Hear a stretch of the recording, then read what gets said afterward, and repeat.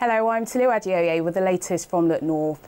Human remains discovered in Russia could be the crew of the lost hull trawler Gaul. 36 men died when it sank almost 40 years ago.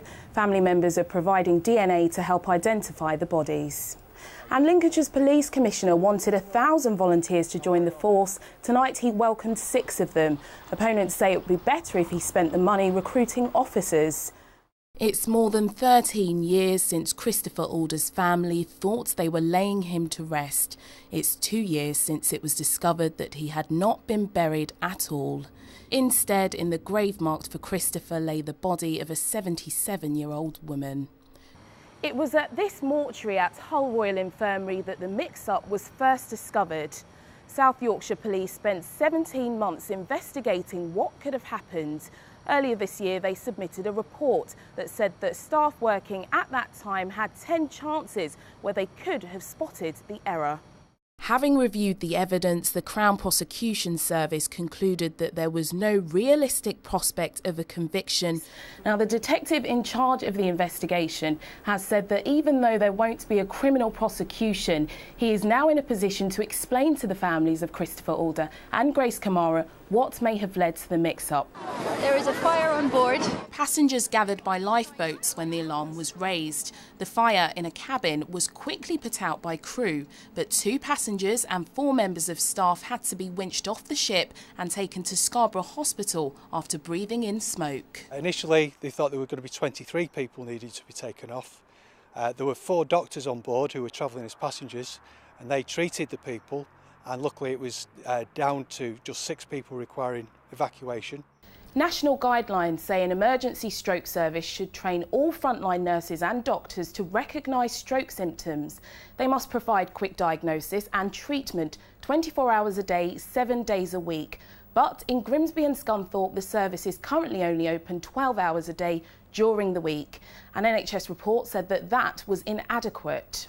You need to be able to have emergency hyperacute stroke care at any time of the day or night, and if at the moment people can't get that, then they're getting a second-class service. This is what was left of the Clark's family kitchen after their fridge went up in flames. As you can see from all the charring, it was well alight in a very short period of time.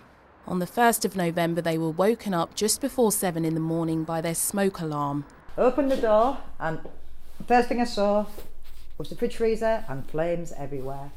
Beco's website warns that some fridge freezer models manufactured between 2000 and 2006 could catch fire because of a faulty defrost timer. In the last few years, many have been found and repaired, but there are still a number that haven't yet been identified. Fussing over their brave son. These 15 stitches, a reminder of the wound left behind when Bobby Ward slipped while playing on a fence and became impaled.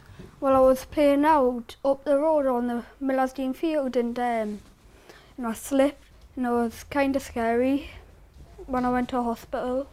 Bobby was out playing with friends at this field near his home in Walker when the accident happened. This bent spike shows the point of impact. I was just totally shocked, and when he went to bed I started to cry, thinking I could have been going to see his body.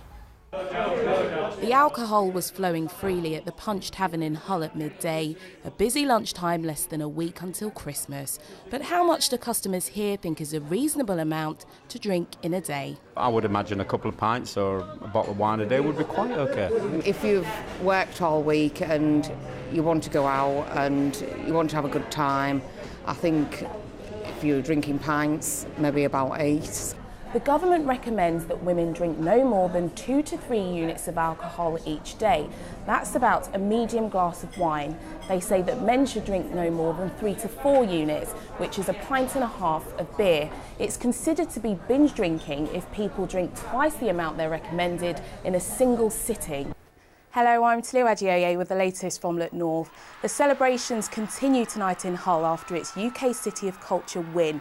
The title could bring an extra £60 million to the city. Today marks the end of a 12-month-long campaign that's been praised for its wholeness. Danielle Skaman and Ben Ray, both 18, both started learning to drive as soon as they could, passing their tests a year ago at 17. It means that I can get to work easier, I'm a lot more independent, my family don't have to run me around. Young people have a disproportionate number of accidents compared to older people. So how do you think the government should be looking to get that number down? Well, maybe they could make the insurance less for teenagers going on their parents, so they could get some more experience out on the road with their parents, so they've got someone next to them helping them and advising them on what to do in situations. This is the paddock that's got some of the big boys in, and it also has some of the younger females in as well. It's the largest herd of reindeer in the northeast. George Richardson has 15 at present, but he wants to expand. I absolutely adore reindeer. They've got so many intrinsic features that other animals don't have. They like to get personal, come up close. They have fantastic mothering skills. So this is Bergen. He's about 4 months old. He's the youngest of the herd. He'll still keep growing till he's about 4 years old, and then he'll be as big as his dad, who is Socks. Socks was in quite a troublesome mood while we were filming. Socks has taken off a couple of fence panels, and one of the calves from the other field has just popped through the fence panel. So he won't do the calf any harm, but now the mother wants to get back to her calf. After a little bit of coaxing, Holly eventually joined Mum again. Good girl. Rehearsing for his latest starring role, Paul Michael Glaser has grown a beard for the part of Tevye in Fiddler on the Roof. When I decided to do this, I figured, it's a good excuse not to shave. It's a classic. It's probably one of the most beautifully written musicals in theatre.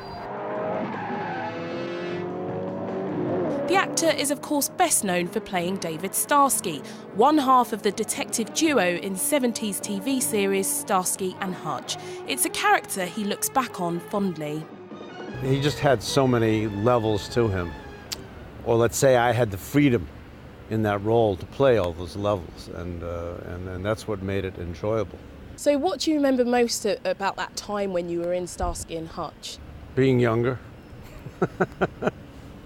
The whole of the area around the ABC, you couldn't move. There were just so many people there screaming, "We want the Beatles, we want the Beatles." In 1963, Beatlemania took over Hull when the Fab Four came to town. Hundreds of fans gathered to see them perform at the city's ABC cinema. Linda Hill met the band and saw them play that day. It was unbelievable, and that you see, I think before the Beatles, nothing had happened like that before, and they were absolutely lovely. It was a dream. All my loving